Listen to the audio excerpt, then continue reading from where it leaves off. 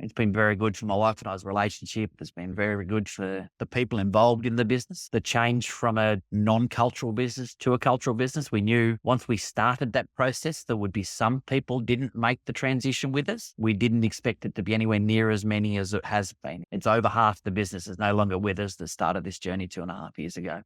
But all in all, I hope they've all gone off and been successful elsewhere and created their own paths, because the team we have now, the environment we have now it's really enjoyable to be involved in and very exciting.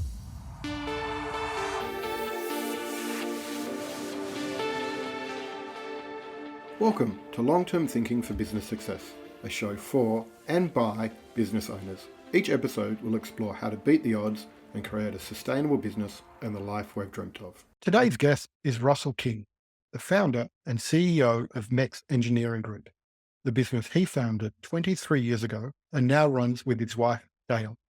MEX Engineering is a preeminent solution-based engineering group that focuses on making its people the best in class by creating an environment that encourages self-development through tailored in-house training. Hi, Russell. Welcome to the Long-Term Thinking for Business Success podcast, and thanks for joining me today. I really appreciate the opportunity. Could we start with a bit of an introduction to MEX Engineering? And specifically, what's the change that you want to make? Or to put that another way, what's the vision you're trying to deliver? And who are your ideal customers? The vision we're trying to deliver is we want to be the preeminent engineering service provider in Australia. The difference we're trying to make is we're a people-driven business. We're all about looking after our people and letting our people grow through our business so they look after our clients, not the other way around. We're not client down. We're people first, MEX second, client third. Just for some context in terms of a preeminent engineering business, on the podcast, I've interviewed engineers who've come out of water filtration and purification business, aeronautical engineers, engineers building drones. What area of engineering does MEX Engineering specialize in? We specialize in electrical and mechanical engineering in the manufacturing sector. We're a full turnkey system from start to finish, from the trades, apprentice groups that do the basic installations through to design and construct, electromechanical, machine upgrades. And then also a big part of our business is machine safety upgrades to AS4024, the machine safety guarding standard. And who do you ideally work with? Who are your ideal customers? Majority of our customers are the bigger manufacturers, pallet manufacturing, food and beverage manufacturing facilities, steel manufacturing facilities, any of that, anywhere in that gambit. If they've got an automatic manufacturing facility, then we would like to be working with them. I find as business owners, we often forget to celebrate our achievements and wins. When you think back about your success at MEX Engineering, what are you most proud of and why? I'm most proud of the culture that's in the business. It's a really enjoyable place to turn up to work every day. Everybody buzzes, everybody works together. We don't have any silos or individual teams that are more important than the end goal of why we turn up every day. It's really cool. It's really cool to see younger generations growing into good trades, becoming junior leaders, taking on the higher level roles and building a future for the business. We'll go into the training and the drive around building excellence with your team later on, but can you just, given your comment on the enjoyable culture, are there specific habits or rituals or activities that you do to create that environment and foster the enjoyable culture that you have there? Yeah, 100%. We only employ people based on cultural fit. We're looking for people that align with our 3 core values of people over profit, home safe always, and quality over quantity. And we tie that together with a mythology of hungry, humble, and smart by Patrick Lencioni. So we don't interview and look for technical skills. We look for people that fit into the values, and then are they hungry, are they humble, or are they smart? Then once they're actually in the business, we know how to communicate with them and we know what drives them. It's pretty easy to align them to why we want to be here and why they want to be part of the business.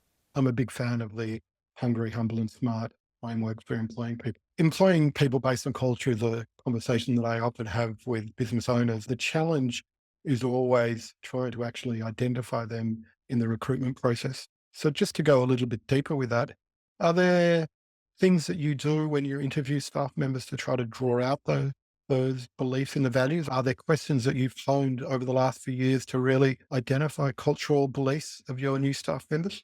We have a room dedicated for our interviewing process, our culture room, where we sit and talk through the history of the business, what we want to be, why we exist, our whole decision-making triangle, and then our values. And we talk to what that means to us and why we don't cut corners for the sake of getting home earlier, or why We won't spend money for no reason. It's more important investing our people than it is cutting corners. No matter what, our people can make any decision they like if it aligns with safety. Overall, clients walk offside, do whatever they have to. They don't have to do that through us. And once we can see the answers coming correctly there, then we move into the hungry, humble, and smart questions. And it's questions like, what would your mum say your biggest bad habit is? Or would your wife say to you, bear grudges, if you get someone that says they don't bear grudges? It's really interesting to watch the look on people's faces when you ask a question and mention their mum or their wife or their sister, or because it's very hard to lie or not say the truth when there's a personal question asked. Often when I'm asking people about values, is, would you do something or would you do that if your mother was watching you? Yeah. And that often gets them to stop. I can't help but ask, what's some of the strangest responses you've had to what your mother would say is your worst habit? I'm a messy person. I don't clean up. I could do more around the house. Just deathly silence. A lot of the time, people just don't know how to respond to that question. And mostly it's I could do more, or I'm a very untidy person. And you get to see the real person at the end of it. By then they're normally giggling or laughing or, why are you asking me this question, rather than what are my basic trade skills, which is the norm. Thank you for that. Just to go all the way back, in 2001, you started King Electrical Services. Then in Yep. 2004, you merged with Martin Electrical and formed King and Martin Electrical. Yep. This partnership lasted for 18 years before you changed again to MEX Engineering. Can you take us back all the way to 2004 and explain why you combined the business and how your relationship then developed over the subsequent 18 years? When King Electrical was formed, I was working full time for Coca-Cola as a shift electrician. And at Christmas, I had a couple of drinks with one of my trade mentors. And he mentioned that where I did my apprenticeship was short of people for the shutdown period. So I went and started work the next day and rang up an ex-employer of mine and, how do I do this, and start a business. And within 3 months, I had a full contract with Capral where I did my apprenticeship. And 18 months later, I started out on the journey of building my business, and I got it up to 11 people working across multiple sites. At that time, where I left to become a business person, Grant Martin replaced me, and our work ethic was the same. Our understanding of industry was the same. It made sense for us to partner up and follow down the path. And it all came to a head when I got a contract to move a plant from Sydney to Brisbane and a contract to do a big project in Bowral at the same time. So we sat around a table and said, look, let's go 50-50 in this. We'll either make 50 grand each or we'll lose 50 grand. What's to be lost by not having a go? So that's how King and Martin came about all those years ago. I love that attitude of let's just have a go. What's the worst thing that could happen? It's such an open and curious perspective to have.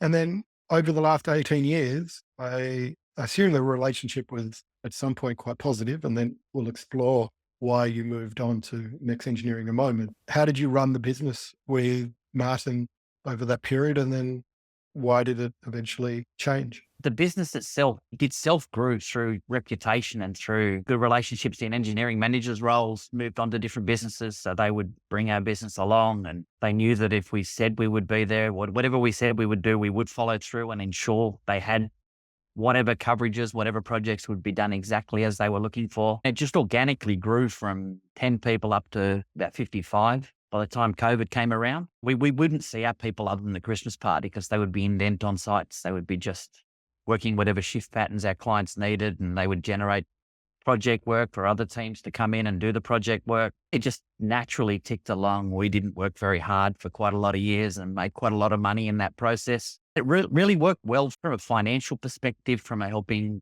our families grow perspective. It worked really well until the dreaded COVID came along. And once COVID came along and everything became a whole lot harder, and we actually had to start working for a living and actually going and having conversations with clients about projects and having conversations with employees about times. And it very quickly became apparent that wasn't going to be possible for the Martin side of the family. That was too much stress and pressure for them. We got to the stage where I said to Gail, my wife, they've got to go or I've got to go. So we bought a property up the Hunter Valley as our exit plan and walked in and say, we're going to go. We can't do this anymore. And the answer was, no, we'll go because we don't want to do it. They exited 21st of December 20. And from them, the decision was to move forward with a people-driven business. I just had to get the team back around and work out how we move forward from there. I had a very different but not dissimilar experience in COVID, that it really showed the weaknesses in many businesses that were happily plodding along but weren't changing the world that they were in. But if you look back, I expect you'd say that it was a positive impact that COVID had had for you? Once you get through all the hardships, it's been the best thing ever. Yeah, interesting. It's been very good for my wife and I's relationship. It's been very good for the people involved in the business. The change from a non-cultural business to a cultural business, we knew once we started that process, there would be some people didn't make the transition with us. We didn't expect it to be anywhere near as many as it has been. It's over half the business is no longer with us that started this journey 2.5 years ago. But all in all, I hope they've all gone off and been successful elsewhere and created their own paths, because the team we have now, the environment we have now it's really enjoyable to be involved in and very exciting. Can I dig a little bit deeper into that? On a personal level, I'm assuming the original business wasn't anywhere near as focused on employee culture and, as you say, the hungry, humble, smart principles. What was your own personal journey through that to completely rebuild the business with a completely different mentality? That must be quite a significant mental shift for you. Over the last 10 years of King and Martin, I didn't enjoy coming to work. So I changed my focus to coaching football. I went into running clubs and coaching 2 or 3 teams and 40 or 50 hours a week in football, where I could live my normal personality traits, which is grow your people and do the right thing by them and see how good they develop. And I had a lot of success coaching not the most talented football teams to getting great results.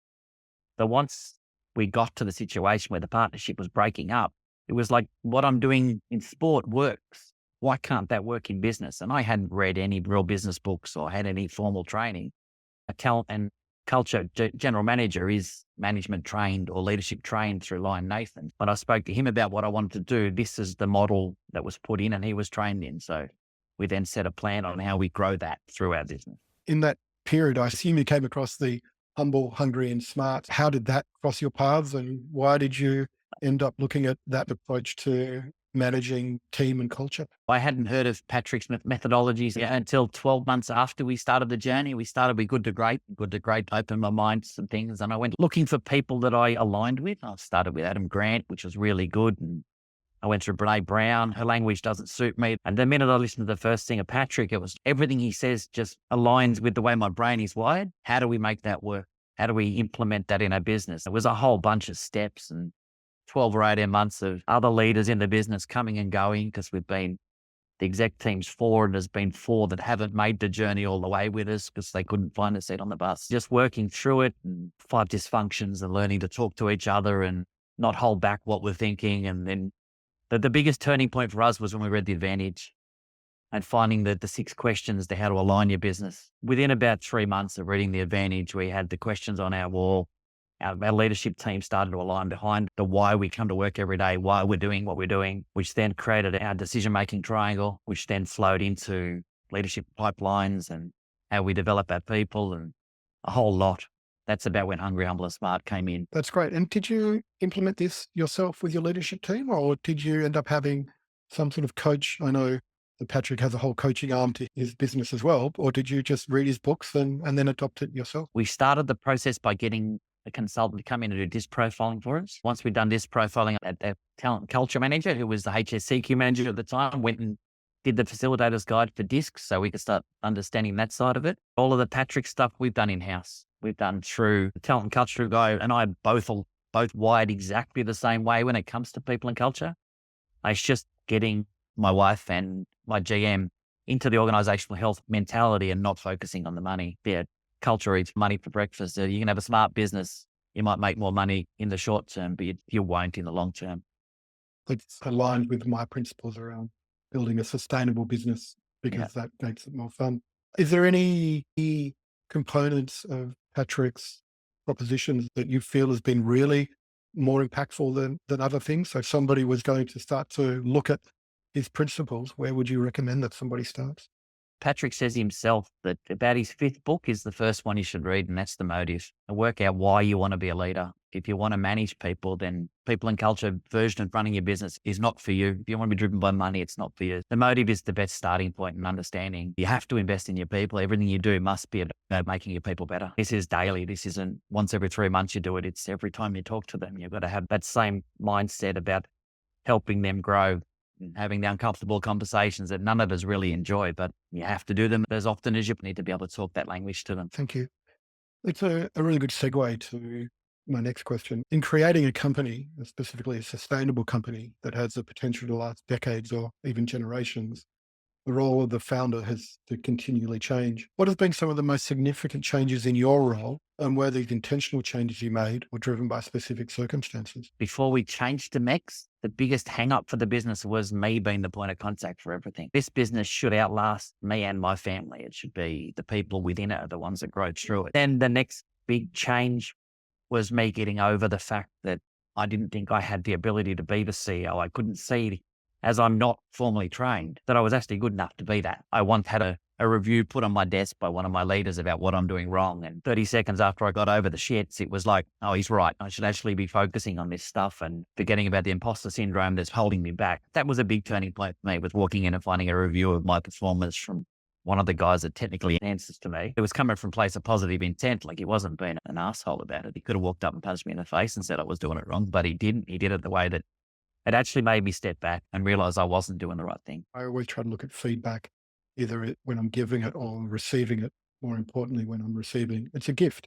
Yeah. Feedback is always a gift and never about the person, always about the work and from a position of trying to improve. It takes Yeah. a level of maturity to approach that.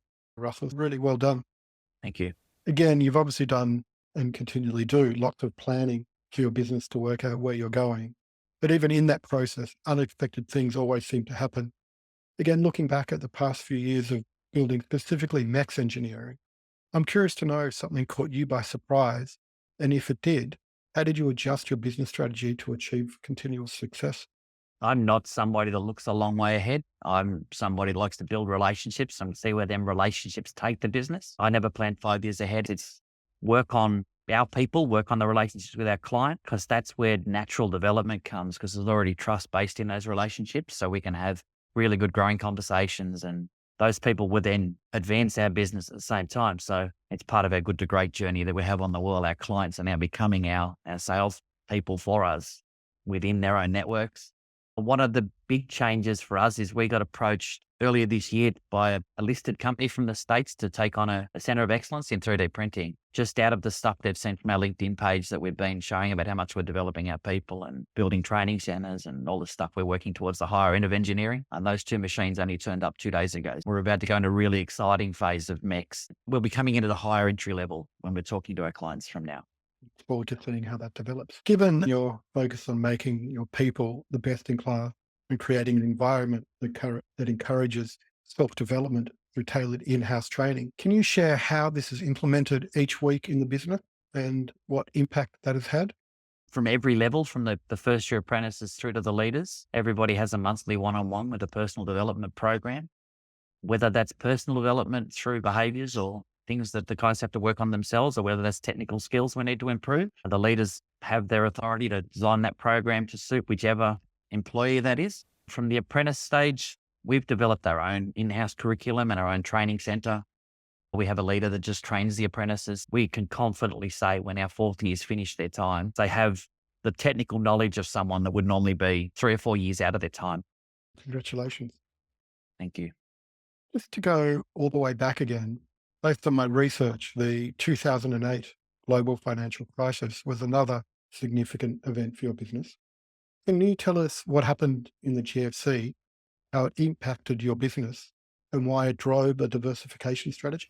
The GFC was a very interesting time. Mums and dads and the general population went into panic mode and went to comfort foods. Everybody started drinking more and eating more chocolates and eating more chips and all the stuff that the dietitians say we shouldn't do. Unfortunately for our business, that's the market we looked after. Every manufacturer ramped up overnight, and ramping up, they needed more people to maintain their plant. And in the initial phase, all of us leaders jumped in, start covering shift until we can hire, and then just built our business up like a couple of trades at a time over 12 months. We doubled in size in 12 months, but we were hiring bodies. We weren't hiring people that actually were there for any other reason than just get paid every Friday. It wasn't a long-term strategy that people burnt out or moved on not too far down the track. We doubled our revenue in pretty much a 12-month period. Was it a profitable growth, or was it more just top line growth and success? Profitable growth. Yeah, right through to COVID, we were very profitable. It's only since we've been investing back in. The profit numbers aren't the same, but you can see where the money's going now. And if you had your time again with that experience in the GFC, would you have approached it similarly, or would you have changed your mentality? I definitely wouldn't have done it the same way. I would have slowed down to go fast. We'd have slowed down and make sure we're hiring the right people for long term, not for short term gain. Hiring the wrong people in what we do creates bad reputations within the business that we work in, and they go trying to employ their own people rather than using us as their chosen supplier. It was the relationship we were the chosen supplier that the business just grew naturally. By hiring the wrong people, alternate suppliers came in, or our clients decided to start employing their own. In the 23 years that you've been in business, you've purchased or merged with several other firms. Given your experience with this approach to grow your business, what key principles will you follow the next time you purchase another company? One of the two businesses we purchased was not a great experience because we didn't do our due diligence correctly. There was a whole lot of warning signs we should have seen and didn't. And that became a very costly exercise for us. And we ended up losing a lot of money through lawyers. The second one was I bought out one of my mentors, the guy that I called when I started my business. We bought him out a year after. That one worked very well. It was a handshake agreement. That one was very simple because I knew the business. I'd worked for him. What would I do different now? We would do our due diligence properly and not be afraid to ask the questions that need to be asked. Look at forward growth, look at how they're running their business and see if it aligns with us. The engineering business, there isn't all that many of the people focused the way we are. There would be no point acquiring somebody if they're not going to fit, because they'll only end up going south and we'll lose their people or lose their clients. Cultural fit would be very important to us before we decided whether we're going to purchase.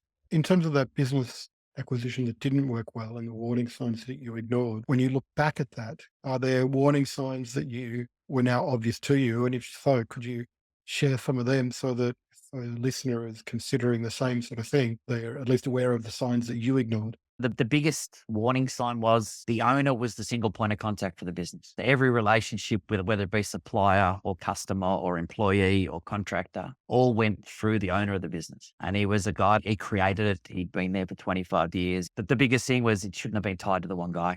It's the reason I took my family name out of the business now. It's not based around me. If at some point in the future, which I had no intention of selling, somebody did want to acquire MEX, it's not one person. There's not one point of failure. Common advice for people who are trying to sell their business is to remove the reliance on the owner, because it is otherwise there's no value in the business. 100%. You've talked a little bit earlier about driving growth and the role clients play in future sales. When we look at it, growth can really come from bringing in new clients or building better relationships with current clients. When you think about your approach to growing MEX Engineering, where do you focus and why? We focus on growing our current client base because we're dealing with the biggest manufacturers in New South Wales as it is. And there is plenty of scope for us to do more for them rather than just the shift cover part, the maintenance part. So growing out the engineering side of that, growing out the extra services we can provide are easy wins because the relationships are already there. Just for clarity, sorry to interrupt you. Just want to be clear. So you're talking about you're trying to grow relationship with your current clients. So it's not about trying to bring in new people. It's about trying to deepen your engagement with your current clients by either selling them more services, etc. Yeah, 100%. Yeah, that's it. That's exactly what I was trying to say. So, yeah, growing our existing clients and the relationship within our clients to us was the easiest win because the relationship's already formed. Within the clients we deal with, there are so many services that they use other suppliers for. We know we're better than that, where we can provide a much better service. It's just a case of showing we can do it, building on little bits at a time, helping them solve their biggest problems a little bit at a time. Then their next biggest problem is the one we want to try and help them with. We see ourselves as a system buyers to our clients now. We don't try and sell to them is another big part of the difference. At the same time, we're growing the business through our LinkedIn marketing strategies that we've been using and showing the world what we do. And that's working very well for us as well. Just to jump back to the way you engage with clients, because obviously you've got engineers and trades on client sites who are doing the work. Yep. What tools or processes and people do you use to manage the actual client relationship? Is it the same people who are on site, or do you have what would typically be an account manager style position who's really charged with managing that responsibility? Or it could be you. What's your role with these clients as well? We've just brought another tier in, our New South Wales leaders department, and now started being broken up into individual client departments. So they'll manage the relationships with the clients, and then the trades or engineers that are on site will also be feeding into that. It's all the same sort of conversations we have with our own people about development and how do we grow and what's your problems and how can we help you with those problems, but never from a sales perspective. We don't want them to think we're trying to gain more income from them. We're trying to solve their problems. No point getting a sugar hit from one quick job and then moving on to the next job. You're better just building on a little bit at a time and get a little bit more progress every single time you have an interaction. And that person, should they leave or move along or something else comes up in their sight, be in front of their mind. So they give you a call. It's a very different skill to manage a relationship than deliver the type of work you're doing. How do you train your staff and progress them from being on the tools to potentially managing other people on the tools to then managing a relationship? It's quite a different mindset required. We have a full leadership pipeline training package that we do. This runs through building trust and how to run one-on-one. And we do formal sessions and role playing in one-on-ones. And then if there is conversations about performance, we've got a whole performance management system that we can use. And it's never about punishing people who do wrong. It's pointing out what they've done wrong, what the impact was to the business and how they can do different. They role model that within their leadership group and within our team. And then we supervise as they go through their first bunch of one-on-one. We supervise their first 8-minute model conversation and help them grow while being taught and mentored at the same time. We don't just drop them in and say, off you go. It's a long process, learning how to do a one-on-one. And the first one I did, I was absolutely terrified. And it's a guy I'd known a long time. Once you look at it from we're trying to improve people, not trying to use them as a disciplinary thing, which I think a lot of businesses do when it comes to one-on-ones. So yeah, the leadership pipeline is a great thing for us. It's a 3 to 6 month process to get people from on the tools to leader of people. The next step's leader of leaders is where we want them to be next. Just for clarification, the one-on-ones that you're training them and developing them on, are they both on managing internal relationships and conversations as well as client one-on-one conversations, and you're mentoring them and doing role plays in how you have conversations with clients to uncover their challenges and problems? Yeah, you're right. I probably went a little off track there. The one-on-ones I'm talking about are the people development within our business. The conversations with clients. We use another one of Patrick's books called Getting Naked. And it just explains how to act like a consultant, not act like a salesperson. Just go in and start talking and get to know the person and build a relationship. And what's your biggest problem right now? And then start fixing that. And once you start fixing that problem, the money comes off the table. They don't start thinking about what you're going to charge them when their pain points are already starting to go away. And you've got to be present. You've got to be available. You've got to be happy to have conversations personally and professionally as with our people and with the clients. We know a lot about our clients' personal lives because we want to know them more than just transactional. It must have been some clients who were challenged by the types of conversations you wanted to have with them compared to the engineering focused conversations. You're really starting to talk to them about their business and how they're going to get to where they need to get to.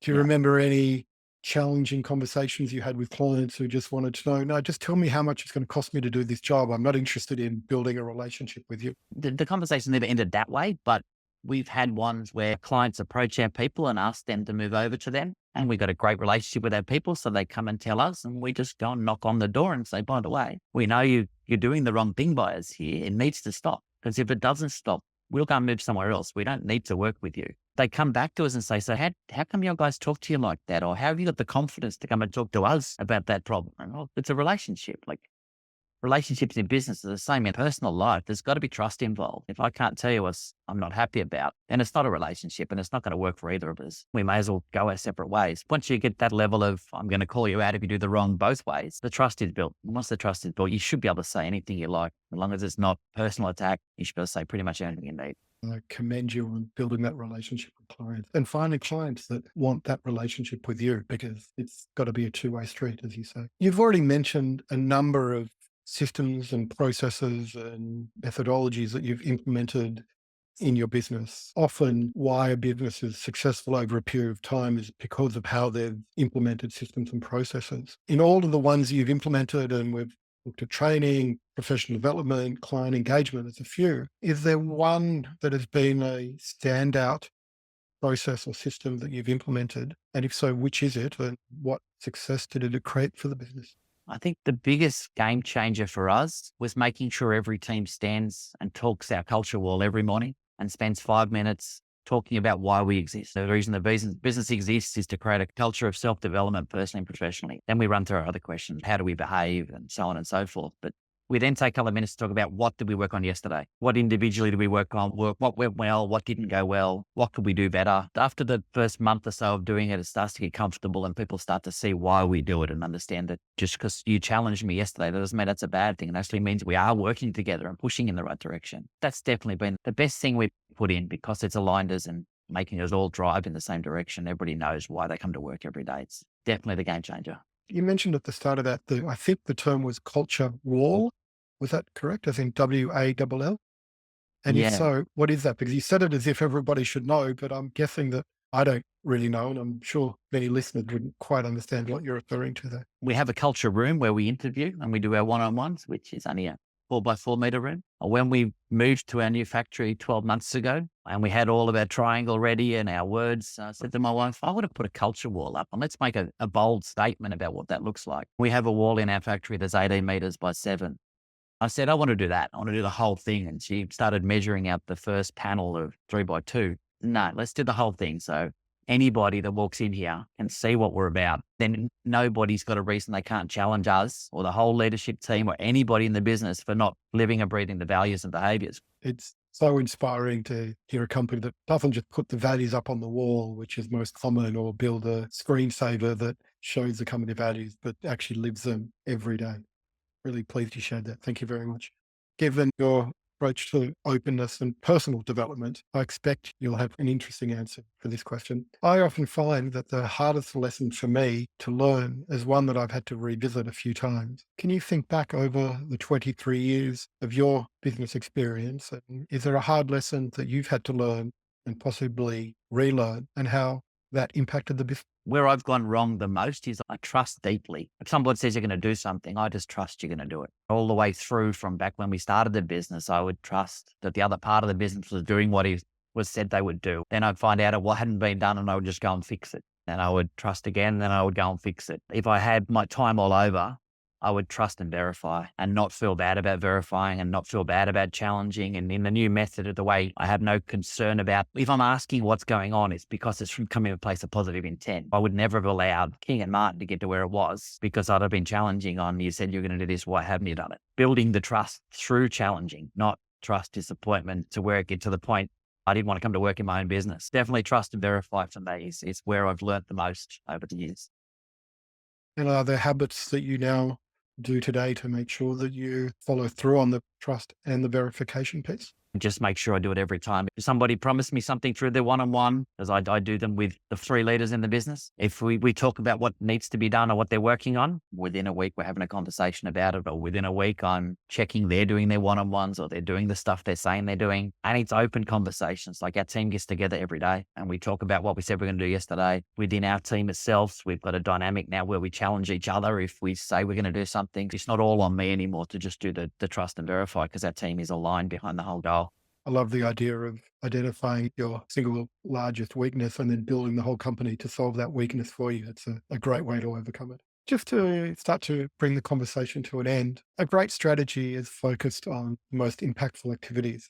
Our experience has shown that at any point, a company can really only effectively work on a finite number of internal priorities, typically 3 or 4 at best. Can you talk about 1 or 2 of your current strategic initiatives? What I'm interested in is, what is the decision process you went through to determine what those priorities are? In the context of that, there's always 1,000 things we could do, but narrowing that down to the 1 or 3 things that we are actually going to do is often more important than deciding on, well, than the 3 that we do. I'm going to sound like I'm fangirling Patrick again. He's got another book called Working Genius. A Working Genius identifies your strengths and your weaknesses. We run our meetings by the same model. If we hit a strategic thing we need to work on, that's a WI meeting. And my GM that's his strengths. We go into that with what are we trying to solve? And between the other 3 members, we come up with what we're trying to solve, and that becomes our focus until we've achieved that goal. We don't take on 4 or 5 things at any one time because you can't achieve them. If you've got 3 things you're trying to work on, you'll do 1 okay and 2 very badly. We've been working on 1 since January, and it's all about developing our next level of leadership team. And once that was in place, then we go, what's the next step of that? And it's helped develop them further to start thinking like New South Wales leaders. We've achieved that now. Now the next one is how do we get them more business acumen and understanding the finances and the ins and outs of running a business, because not too far from now, we're expecting to be Eastern Seaboard. The leadership team won't be in this office. That's literally what we've been working on since January. It's just evolving as we go. It's okay, we can see where we need to work on next. Why that? Let's pull that apart. What does that look like? Let's set a plan that we get that in place. Earlier, you mentioned that you don't really forecast or plan deeply into the future, but you just alluded to at least a potential future plan in terms of the Eastern Seaboard expansion. We often think about what we can do in the next year and overestimate what we can do, but really significantly underestimate what we can get done in 10 years. Thinking about at least the next 5 years, where do you see MEX Engineering going? But more importantly, what do you think are some of the key obstacles you'll need to overcome to get there? Next 5 years, I'd like to think we're all of Eastern Seaboard, whether we go further than that. Originally, we were talking South Australia, Western Australia as well, but we got to cement in those two before we would look at expanding on. The challenge is finding the right people. Hiring for culture is not a quick fix. You just can't go to market and find a group of trades, a group of apprentices, a group of leaders. That's a 3 or 4 year process to get that in place before you can move to the next one. 12 months, Queensland or Victoria, depends on where the client base drives us, because all of our clients are in every state. The progression to move between states is logical for us. Get in, start getting the trade base, build up to engineering base, build up to needing leaders at that stage. Once that leadership team's then look for another state. We won't take on two at a time, because I believe if we do that, we'll mess both up. There's no point rushing at this. It's slow down to go fast. Let's get it right, get it in place. Once it's functioning and the people are comfortable, then we look at the next state. I couldn't think of a better place to end a conversation. Russell, thank you for that. Thank you for allowing us to dive into the history of MEX Engineering and for sharing your experience over the last 23 years. And really, most importantly, thank you for sharing how you're creating a best-in-class team with a focus on driving leadership and conversations in your business. Thank you very much for your time.